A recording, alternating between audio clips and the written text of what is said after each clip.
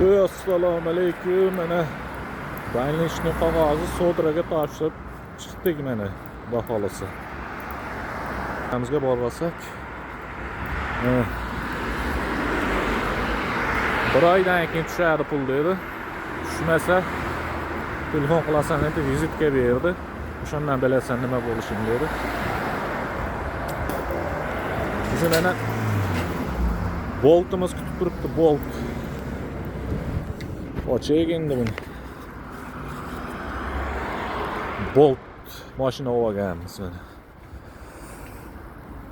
Chik. Qani. Bismillah. Bilan mashinani shuna yaqin qo'yamiz. Gamin yo'q. Voy bile. Bo'lmasa ishimiz xudo xolasa deydi bitti shekilli. Endi hop transjonga borishimiz kerak. Bilimchi so'y.